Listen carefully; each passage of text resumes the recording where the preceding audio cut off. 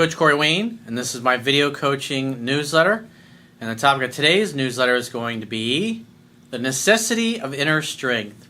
Well, I've got an email here from a woman who her husband passed away after having a really great marriage, healthy marriage, full of trust, full of love, after about 25 years, and she's been widowed for about 4 years.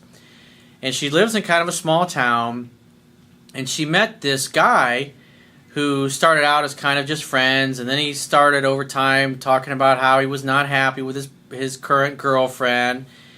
And then at some point, he basically said he was a free man and they were no longer together. And then so they started dating and spending a lot of time together, and then 6 months later, she got a call from the supposed ex-girlfriend, and she informed her that they were actually still together. And so what started to happen is she kind of got in the middle of this love triangle with this guy, and basically what was happening was this guy and his supposedly ex-girlfriend were kind of using her to manipulate each other. So obviously after having a healthy relationship for 25 years and then losing her husband and then getting back into the dating game, something like this happens, it definitely affected her level of confidence.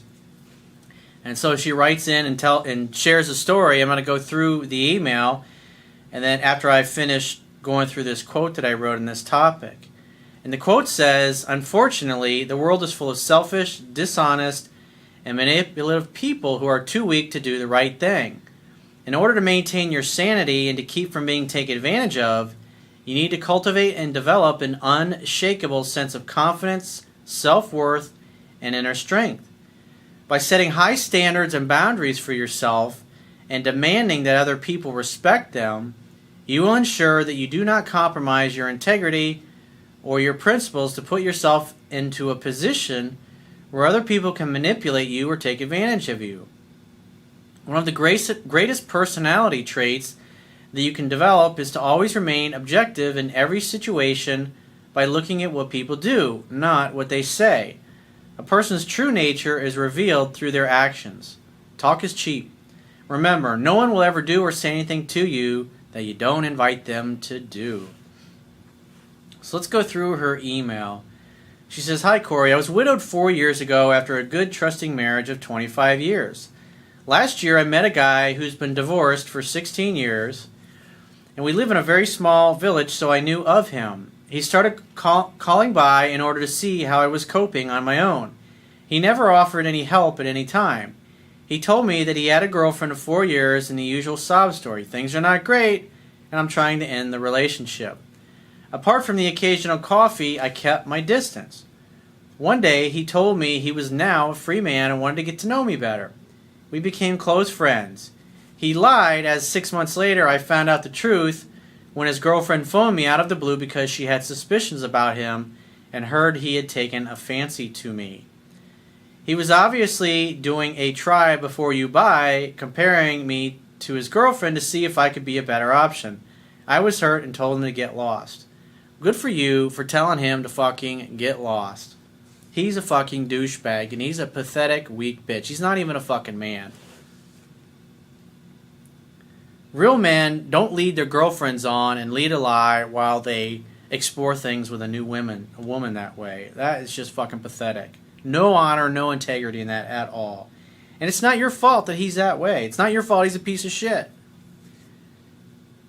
He was horrified that he couldn't see me again, and 3 months later he turned up to tell me that he had made a big mistake not being honest with me, that he was in love with me even though he didn't know me well and was really ending all with his girlfriend if I would tell him that I would give him a second chance and go out with him.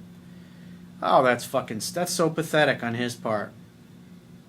Hey, if you'll give me another chance, then I'll go ahead and break up my girlfriend. What a pathetic, weak bitch. I mean, seriously. If he was a fucking real man and he was unhappy in the relationship, he'd end it. But he's a liar and he's a cheater. He's not relationship quality. You had a good, trusting marriage of 25 years. Why would you want to give a second of your valuable time to this fucking tool? Again, I said, no, leave me alone and sort your life out. A week later, he told me that he really did want to end things with his girlfriend, but he was so confused It was difficult and he couldn't give me a definite time, etc. I said goodbye. Again, his girlfriend phoned me to see what was going on. I told her the truth and she said she was going to end her relationship. Fed up with the unhealthy triangle, I sent the same text to both him and her, telling them both to stop using me to clarify their relationship and that this guy's not for me because he's a cheater and a liar and not to contact me again. End of conversation. Fucking good for you. You're fucking awesome. That takes a lot of inner strength to do that. Just to say, fucking head on down the road, you piece of shit. I will run into this guy from time to time in public and I want to know how I should act towards him. If he comes near you, just say, hey, how are you? Great. Well, I gotta run. Have a great day. And if he just keeps pestering, say, look, I'm not interested. You're a liar, you're dishonest, you're devious, and I don't want anything to do with you. I was very clear about that. I don't ever want to hear from you or your girlfriend again. I don't hate you. We don't have the same goals and values. I had a great relationship with a good man for 25 years, and you're not in the same place. You're not in the same level that he was. And so, no offense, but I just don't want anything to do with you. I deserve a good man, a real man, a man who has honor and who has integrity, and you've shown me over and over again that you don't have either. So thanks, but no thanks. Don't let the door hit you in the ass on the way out. My confidence is taking a hit, and I'm feeling very vengeful at the moment.